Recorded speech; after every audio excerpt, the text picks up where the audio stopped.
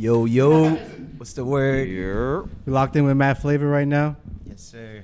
Yes. Sit over here, bro. All right. What's Gucci? We need you. You gotta get in the frame. We need you in the frame. Mucho sabor. Thank What's y'all up, for my guys? coming in on this snowy night.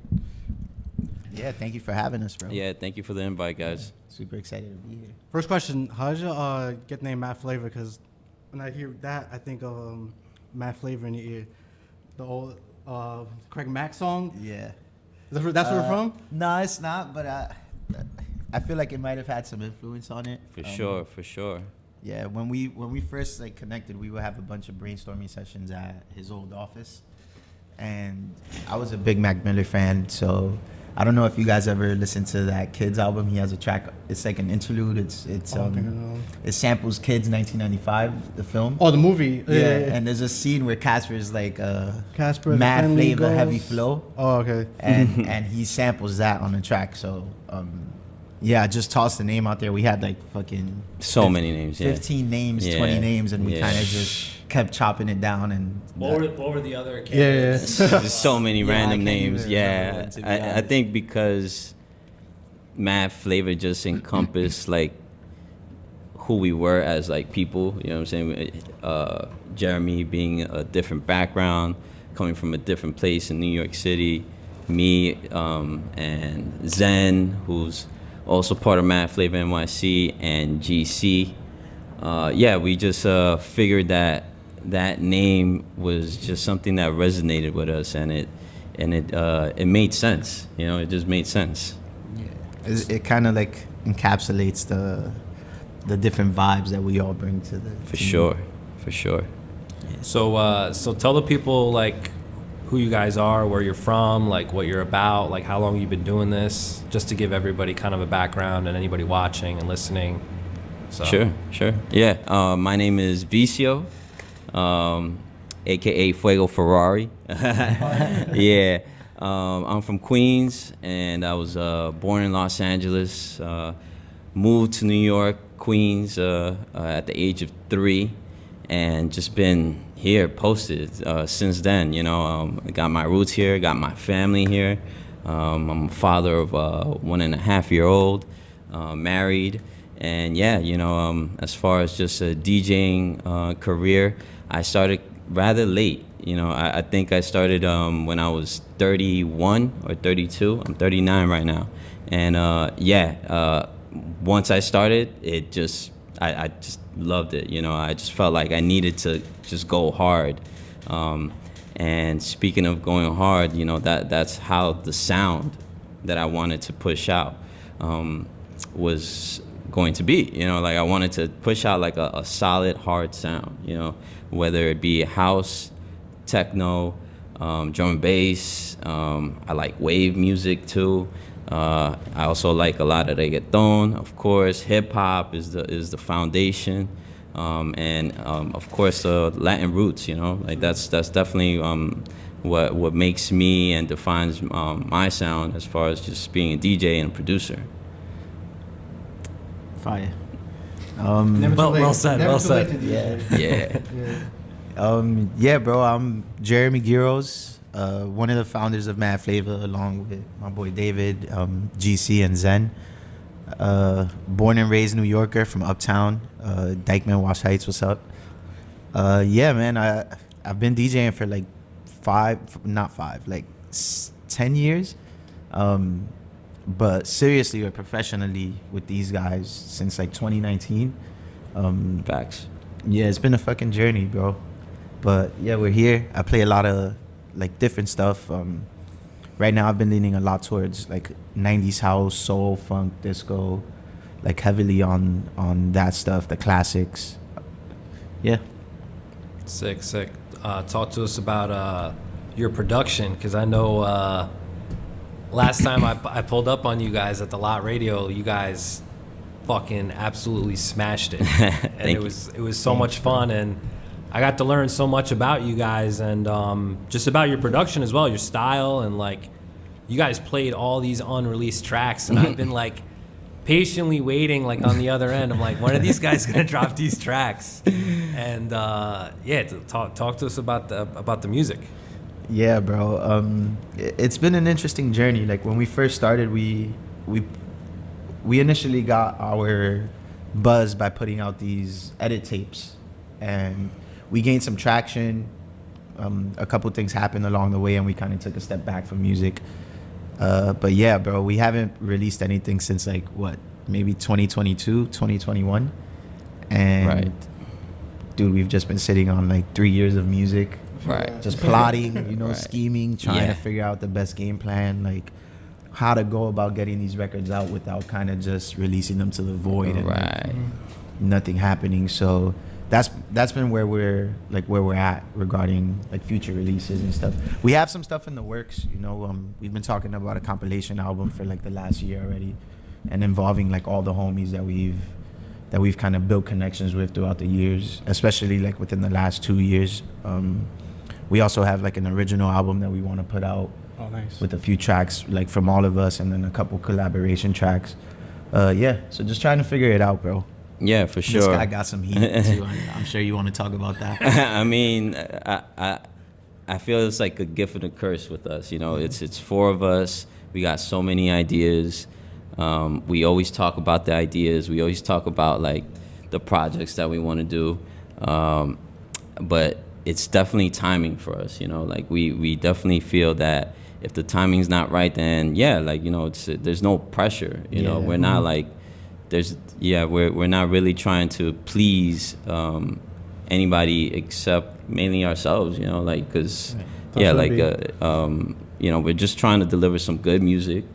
At the end of the day, make sure that it sounds good, and it's gonna get played. Yeah. And that it's authentic. I think that's a big part of like what we do too. Staying true to ourselves. What's your like collaboration style like with like? Do you use the same like DAW or like different DAWs, or you have like stuff in mind when you go in, or you're just like, fuck it, I don't know what I'm gonna do and just make some shit? I think it's different every time, bro. Like for the most part, when we do link up, we'll just kick it for like the first hour and a half, just talk shit, maybe smoke a J, right, kind of pick up a vibe, and then whatever like happens in the studio. I feel that. Sometimes we go into it like with an idea of a sound that we want to create. Other times we're just like, yo, fuck it, a bunch of times like we'll start something and then work on it for 3 hours and it doesn't go anywhere, and we're like, yo, let's just start something fresh. That's what we don't do. The same thing. Yeah, that happens a lot with us. Definitely does. And I would say like during the pandemic, we had like an interesting time where we weren't seeing each other a lot face to face, and like GC and I, we released like a track, Chaleco Boys, which we did like through Zoom, not through Zoom, through like online. Like we were just like catching each other through Zoom, through Skype, right? Like Discord, Zoom, whatever way we could do it to just like finish the track, and screen share. You guys did screen share. We were doing screen sharing a lot. We were doing that. As like far literally, as like the Mac screen share. for sure. Yeah, we weren't like seeing each other face to face, so we would resort to that, and we trusted our ears in that process. Especially like people like GC. He's so talented. This dude is such a talented producer. A natural talent. Yeah, natural talent comes to him so easy, and he inspires me as far as just like producing music. And like just the processes have been different. We try not to like get stuck too much. Kind of just like let it flow. And whatever works as far as just releases, we make that work too eventually. Yeah, it's interesting too because like everyone has their own workflow. Like I know David uses Ableton a lot. Yes, I'm on Logic Pro. Zen Master's also on Logic Pro. Gio started on Logic Pro with me, and he's been working a lot with Ableton now. I think he only uses Ableton. So it's interesting because like Gio and I have always lived close to each other. Like when I was uptown in Harlem, he was living in the Heights, which like wasn't that far at all. And now I'm in like the border of Ridgewood and Bushwick, and he's in Williamsburg. So like we connect a lot in person. And like when I link with him, I'm only on Ableton. But then when he comes over to my place, like we're on Logic. So it's interesting. It's a bunch of different workflows that kind of just gel together. Yeah. So do you use both, or? Yeah. Use both. Yeah. That's pretty For cool. the most part. Usually when, like, if I'm working alone, I'm on Logic. Because I don't even have Ableton on my computer. But when I'm working with, like, Gio, or, like, when we have a group session, it'll likely be on Ableton. But you have the machine, because I saw you. Yeah. I saw your Instagrams, right? Yeah. I use the machine a lot, bro. It's good, right? Yeah, I fucking love that thing. I usually use it a lot and then like stop for a while. Same. But I go back into it. It sounds good. Yeah, it's weird because I feel like everybody goes to that, because Gio also has one too. And he tells me he goes to the same thing where like he'll use it every day for like an X amount of months, and then he'll just stop using it. And I do the same thing, bro. Do you use the DAW? I use it as like an audio instrument within Logic. Sometimes I'll like create the pattern in the DAW and then just copy it over to Logic. Same. Yeah, but that it just takes so much time. That DAW is like annoying sometimes. It is. It's so much more efficient to use it, like to create with the DAW instead of using it as an audio instrument. Because like that shit is janky, bro. There's always something wrong with it when it goes when it's used that way. And who has the push? Do you have the push? Because I've seen a story with you using the push, or is that somebody you were collabing with? I don't have the push. That might have been, Bendito. Bendito's got the. Yeah, his homie has the push. So Okay, it might have, like sometimes he lives like a block away from me too. Shout out Gio. But yeah, sometimes like we'll go to his crib and just jam out. So he has it, but I don't think anybody else has that. Right? Nah, I mean, I think Zen has some gear that. Zen also has a machine too. Yeah. He has an MK2 Yep. and a bunch of other stuff. Mm-hmm. Yeah. Yeah. Are you using any gear? No, David? straight laptop. Just straight DAW. Laptop. I do a lot of sampling. That's how I work. And yeah, it's been pretty dope way to do it. I would love to work on a MPC. That's definitely like a goal of mine to eventually get to that level. I look up to people like A-Rap Music. Oh, hell yeah. You know what I'm love saying? A-Rap. Those are the type of producers that I really enjoy listening to. That really like just go in when they start working. You know. Yeah. The old school hip hop, the classic Alchemist, him. Yeah, for sure. Yeah, Premier. Alchemist. God, yeah. I mean, big inspiration for me when it came to like bridging hip hop and maybe dance music was A-Rap Music's project Electronic Dream. Yeah. You know what I'm saying? Like that was on rotation for me for a couple years, and I was just like, astounded by just the kind of work he produced through that. I first heard that, I didn't know those were songs already. I didn't know. Right. I knew electronic music, but around that time I knew some electronic music. But I thought I thought he like made all that shit from scratch. Right. Yeah. Now listen, I'm like, oh, this is a samples from like early Cascade. 2000s, like crazy. A lot of your European tracks. Yeah. Sick. Just sick work. Yeah. What'd you think of the Argo Drift album that he did? Did you listen to that one? I didn't get to listen to that. That's from the movie? Yeah. Yeah, Oh, I the remember movie. I didn't get to listen. It's like it's like a drumless album. Oh, It's like fire. the whole album Oh, is for just real? like ambient pads and just Damn, that's like, dope. Yeah, it's interesting. I wouldn't expect that from A-Rap Music. Nah, that's interesting. fire, I gotta yeah. take a listen. Film score type shit, because in the movie, they usually be taking the drums out and shit. Yeah. Nah, shout out to the ambient sound. I feel like that's definitely picking up on some serious level. For sure. Sometimes when you're making ambient music, or like you just take drums out, you declutter your brain. You're like, all right, I don't gotta worry about kick snare, all this shit, and you're just like, it has like a free flow moment, and then you just fucking make an edit and put drums in. Like this is the drum version. Word. What are some of y'all influences? So, like growing up musically, even if it's not like electronic music or just in general. Like I know some people have like artists, like visual artists that inspire them, and then they'll formulate it in music, or like directors, actors, anything like that. Sure. Yeah, I mean, my background's in art, I'm a graphic designer as well, being a DJ and producer. And yeah, like I'm heavily influenced by movies, for sure. You know, Christopher Nolan. Oh, yeah. You know, like he's big on my radar. Tim Burton. You know, those cats. You know, that make like classic movies that, you know, they're also like epics as well. Yeah. You know, and yeah, music wise, when it came to electronic music, the people that made me want to really like dig into it were people like Chris Liebing, you know, techno like giants, you know, those were the guys. Jeff Mills, you know, Detroit cats, Yeah, same. for sure. And of course, just like growing up in New York City, you know, I was listening to everything. You know, I was growing up making mixtapes for my friends and shit, CDs, all that shit. And yeah, like that's definitely the influence on just like what I'm doing now.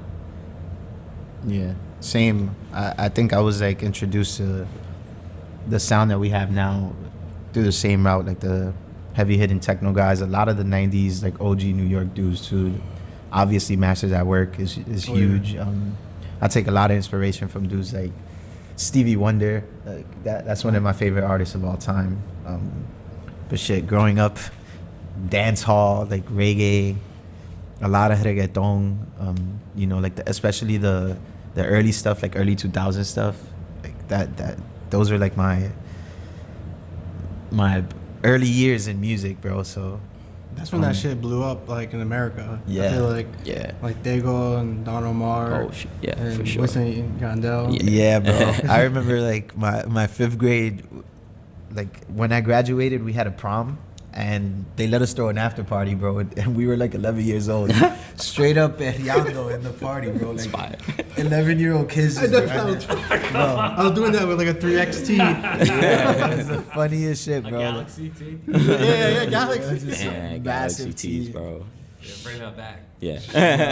$4 a piece. That's crazy. Buy one every day. That's Literally. for sure. Fresh City Lab tee. Right. That's so Yeah. funny, man. Yeah, That's man. crazy. I remember my mom took my Dago CD away. You can't listen to this shit. Yo. I was like, I don't even know like Spanish 100%. That's why, bro. If you would have listened to what he was saying, bro, it was pretty vulgar. So I get it, but yeah, it's wild that we were that's the stuff we were listening to. For sure. at No, I was that age. definitely on Napster, just downloading as much shit as I Yeah. could. You know what I'm saying? Napster, LimeWire. Limar Kazan. Yeah, that shit was crazy. The pirating days were insane. If y'all don't know, SoulSeek. Yeah, you SoulSeek? I've heard of it. I haven't used it myself yet, though. Like SoulSeek is like a LimeWire, but it's crazy because like a lot of the songs, they're coming from Beatport. So like I'll buy a bunch of stuff, and then sometimes if I'm broke, I'm like, all right, I think I'm gonna just pirate this shit right now, and then use it and stuff. But I learned it from like a lot of DJs who were doing a lot of techno and stuff, and they were just like, oh, SoulSeek, and I didn't use it. I knew about it for years, and I didn't use it until this year. I was Nice. telling him, What about viruses, though? no virus, no. Yeah, I've heard a lot of good things. How do you know, though? Until you open the folder, and then I'm like, oh, this shit is not the Bill Clinton thing. Remember? I did not LimeWire? have sexual Yeah. relations with them. Wait, Yo. what? Yo, you be like LimeWire back in the day. You'd be like, oh, I'm gonna download like Usher and Lil Jon, and then fucking it'll come up and it'll be Bill Clinton. It'll say I didn't have did not sexual have relations sexual with that That's so woman. true, bro. Yep. And it'll be like on every track. I'm like, bro, I Yeah. can't get this track. That's Literally. crazy. Yeah. That's so funny, man. Yeah, it's a different time. It's a different, like, Yeah, like totally, I talk to, bro. like, 20, like, I'll talk to, like, a 20-year-old dude, like, you know, that I work with, and, like, they're like, what? Like, you know, Napster, you burn CDs? Like, what? It's insane. Yeah, bro, we had to walk around with actual iPods and MP3 players. Yeah, I mean, in the 90s, Walkmans. in the 90s, yeah, I was ripping music off of the radio and putting it in a cassette tape and shit. You were ripping music in the 90s? Yeah, Damn. bro. I was on the boombox, just straight up like waiting for like the exclusive shit and just like record it on my cassette tape and then just rock out my Walkman. That's like She was sparked the nice. seed to become like a DJ, because that's like pirate radio, but also like pirate mixtapes type Yeah. shit. It's facts. Yeah. A lot of fun though. It's interesting, like, as you develop as a DJ, to see how all of those influences kind of gel together to Word. create your sound. Word. It's really cool. What were you gonna say? No, Oh. just listening. What was that? My mind went blank. What where have y'all played recently? Like since y'all started DJing, like different venues and things like that. Yeah, it's we just did Bossa Nova. I think that was our last party, like Yeah. maybe 2 or 3 weeks ago. We were doing some stuff with Black Flamingo too, but they're closing now. So Yeah, rest in peace. Yeah. yeah, dude. A lot of our stuff is DIY, so like A lot. we bounce around from venue to venue. Yeah. But yeah, we're just Yeah. trying to figure it out right now, I guess. For sure, yeah. I think our sound, because it's so, I don't know. I like to think our sound is pretty original, you know, compared to like everything else that's being played in like in the clubs and not in the clubs, but like in the lounges and you know in the bars or whatever. You know what I'm saying? It's hard to convince people to like say, okay, book us, and you know you're gonna get some like fire shit. You know, like it's gonna be a solid night. You know, people don't like to take those risks. Mm-hmm. They rather just go for the heads that have like 10K followers or whatever it is, you know, and just live off of that. And we're fine with that, honestly. You know what I'm saying? Like at the end of the day, we're here for like, you know, just trying to like push the culture forward, if anything. You know, like I think we have a nice cult following. You know, a lot of people support us when we make our own events. You know, they pull up, we sell out. You know, we also drop merch that tends to sell out most of the time. And whenever we drop a solid project or a track, we get some solid feedback from like our peers, you know, peers that, you know, are really out there, you know what I'm saying? And so that's a lot of great motivation, driving factors that like help us like just continue. Yeah, Merch is key, definitely. for sure. It's Something been to hold. Yeah, it's been a big part of our growth too. Like every time we drop a project or like do a unique event, we always try and release some merch. Yeah, for sure. And yeah, I feel like we've been talking about some ideas that we want to push soon, that, you know, hope that'll be like more icing on the cake for the future, you know. I'm really looking forward to like the projects that we plan on releasing, you know. Yeah. Do we have any release dates for any of this stuff? Or is it too soon? We can't say too soon yet. to talk about. Yeah, it's too soon. But I think, you know, this year would be a year to definitely look forward to, you know what I'm saying, when it comes to music, for sure, with us. You know, we definitely took a step back. We did a lot of DIY like parties in Brooklyn, in Lower East Side. What else? We did some in the Bronx as well. Mm-hmm. And yeah, I mean, that's our thing. You know, we try to touch up as much of the city we can. You know? And yeah, I think it's lovely. You know, at the end of the day. All right, I got two questions for you. Are you gonna drop that Drake track this year? And are you gonna play that track tonight? Yes and yes. Yeah. What Steven is talking about is a track I actually started working on maybe 2 years ago, 3 years ago, honestly. Can't remember now. But yeah, I just been developing the track as I go, and I think it's ready. hard. I think it's ready. Yeah. No more developing. For sure.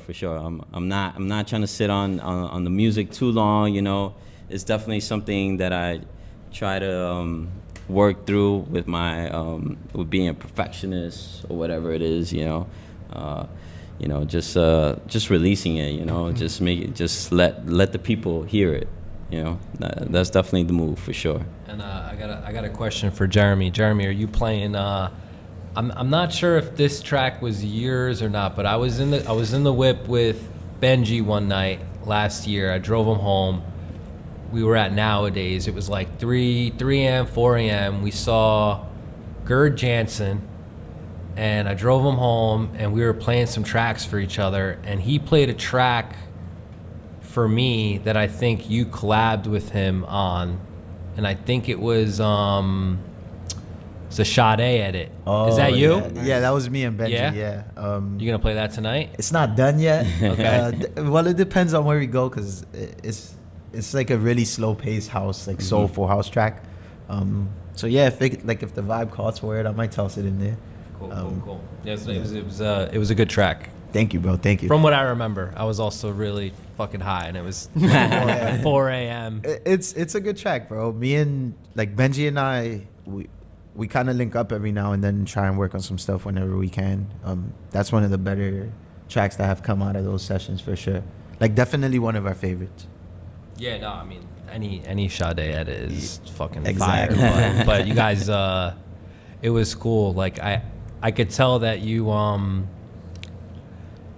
took the vocals from the Pharrell edit. Yeah. And I pointed it out to Benji. I was like, "Yo, this is from the Pharrell edit." I was like, "Yeah, dude." Yeah, you can hear the guitar riffs in the back. But and shit. it's actually kind of good that it's still in there. Thank you, the bro. remnants of there, Yeah. So It was an interesting song to remix, because if you listen to the Sade version, or if you put the Sade original on Record Box, it's in a completely different key from the Pharrell remix. So trying to figure out brand new melodies and kind of make them match both was really interesting for us. wait, back up. The vocals are in a different key, or The songs are in it. The edit is The Pharrell remix is in a different key from the original. It's interesting. Maybe it's relative or something, but yeah, it's definitely in a different key.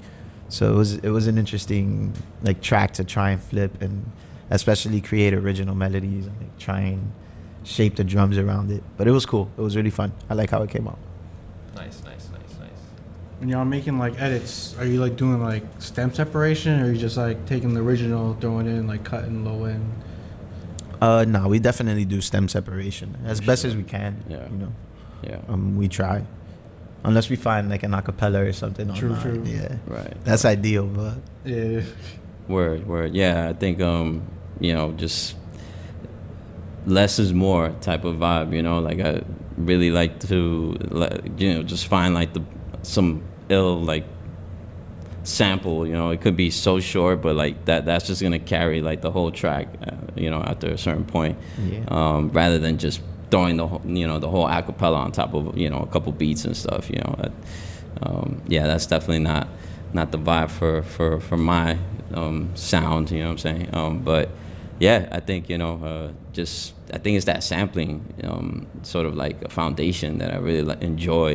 It's just really figuring out how to make new sounds, new melodies, and from what already exists.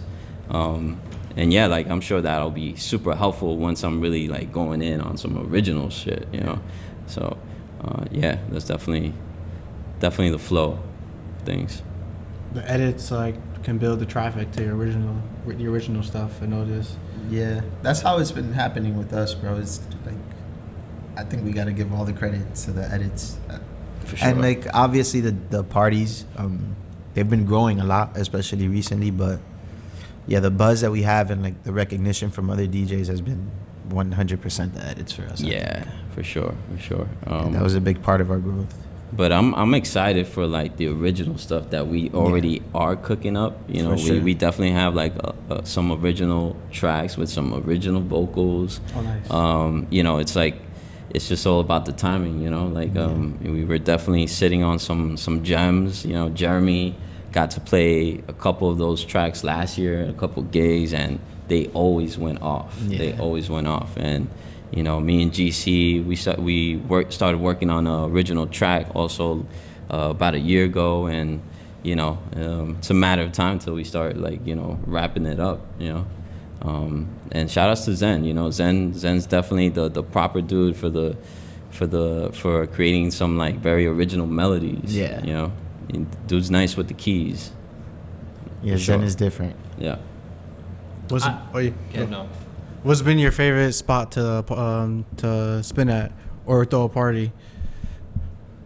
That's a good question. I mean, recently, we got the opportunity to play at Bossa Nova, and I enjoyed it very much because, we also got to book the homie DJ Cozy and DJ Lita too. Nice. And I just felt like, once we're in the right environment with the right sound system, it's insane. It's a movie, and I just really enjoyed those nights where we're able to really like go in with the music that we have at our disposal, and just like we get the crowd. We really make them be a part of what we're trying to do over there. You know what I'm saying?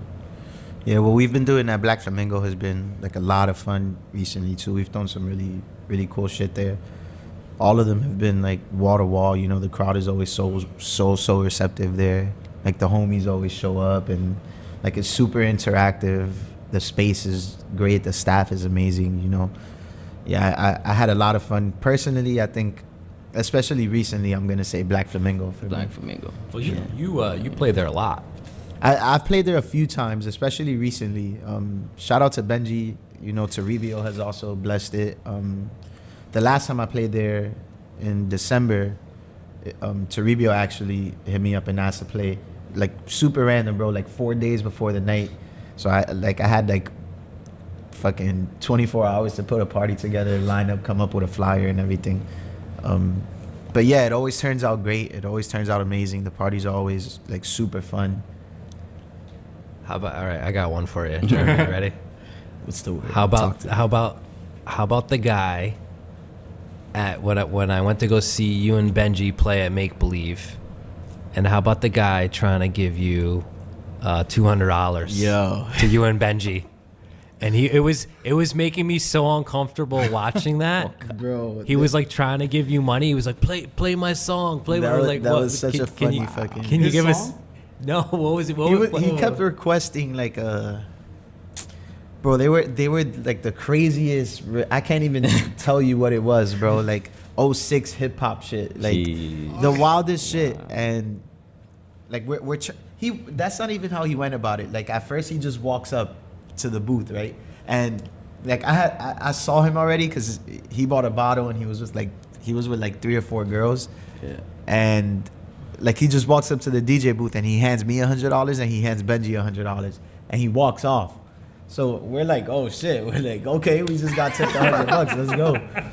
So we just keep playing, and then he walks back up and he starts requesting music and shit. And I'm like, yo, you blessed it. So like out of courtesy, if I have it in my USB, I'll play it. If I don't, like we can't just download the song right here. Like, Word. And he tells us the track and neither of us have it. And bro, we spent like 20 minutes trying to explain to this dude that we just can't put music on a USB if it's already connected in the system. And he starts going off about how he knows the owner and like if we want to keep our jobs, do we want to get replaced? And I'm just like, bro, that's hilarious. Do whatever you want to do, bro. And just call the owner, bro. It was a funny experience, bro. Shane and I were watching this like from maybe like 10 or 15 minutes away, and I was like cringing watching, and I was just waiting for the bouncer to like kick this guy out. But like, bro, I'm surprised they didn't come through. Bro, props to you and Benji, because like that was like the coolest of cool that I've seen you guys like act, because I know if that was me or anybody else up there, like I would have just fucking like went nuts. It was interesting, bro. The guy ended up being some dude who was like renting a like one of the penthouses in the hotel. He was a long-term guest, so the hotel definitely didn't want to like anger him in any way, so they were kind of trying to find ways to mediate the situation like while keeping us both happy.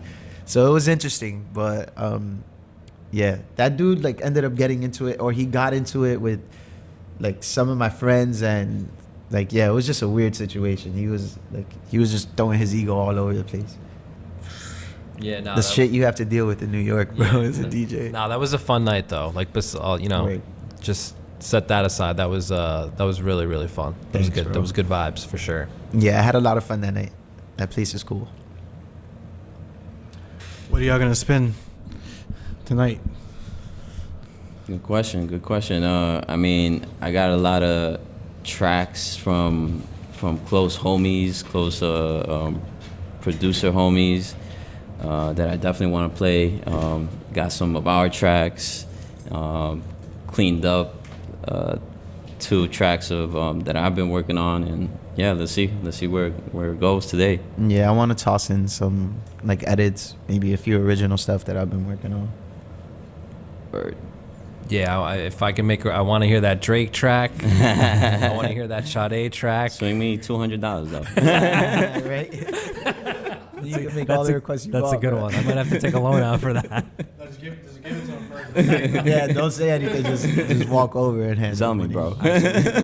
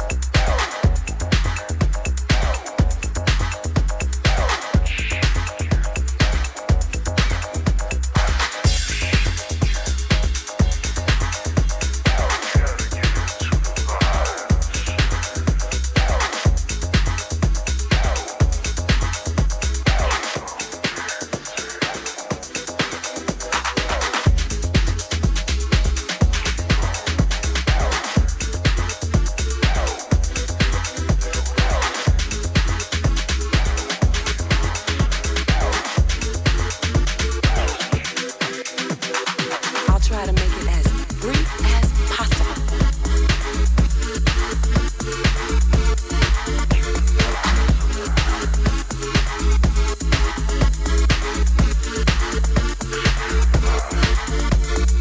So, now, the point though is really about your story. Because I don't know anybody in this room. I just met a few wonderful people who've been very nice to me. But I don't know you. I may not ever see you again when I walk out of this room. Okay, but the beautiful thing is that a lot of you are young. A lot of you have your whole life in front of you. And so again, I'm not here to sit here and pretend like I'm better than anybody.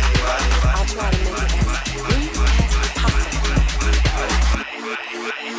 I'm just here to tell you. I'll try to make it as brief as possible. That you can write whatever you want.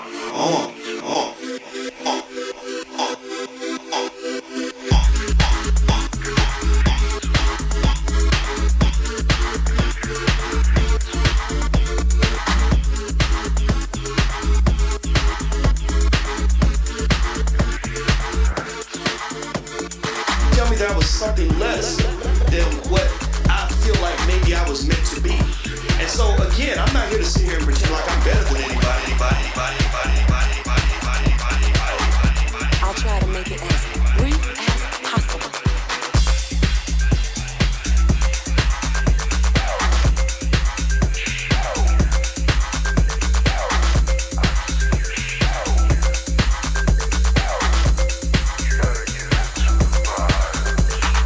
If you put me on a pedestal, that's your decision to put me on a pedestal. I invite you to say, hey, we should both be on a pedestal because we are both great people.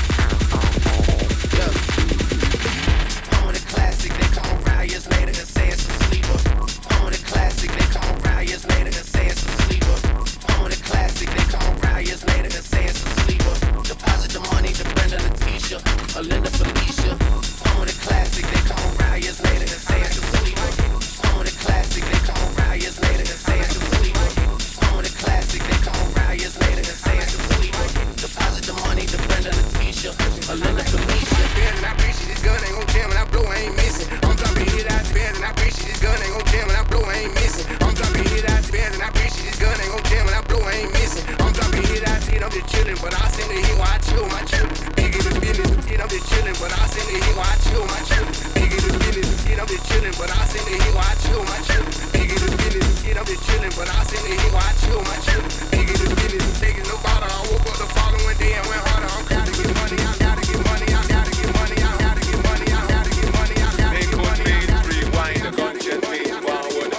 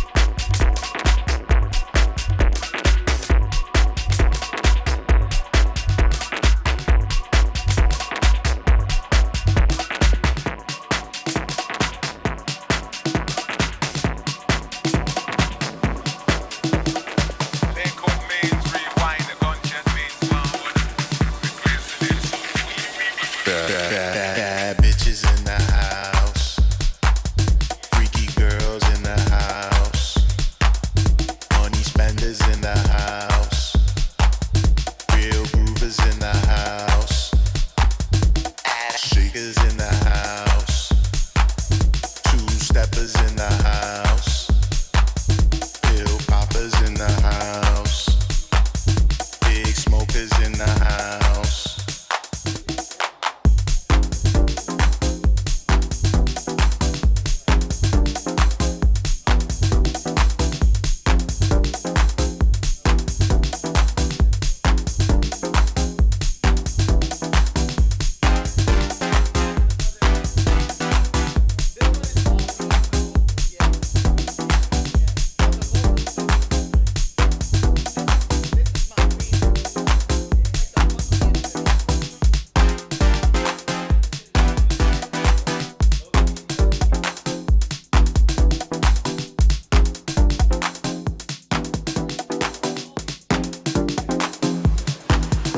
MadFlava in the house, 808s in your mouth, getting wild in the house, feel the bass down south, throw it down in the house, make it loud in the house, freaky style in the house, everybody getting wild.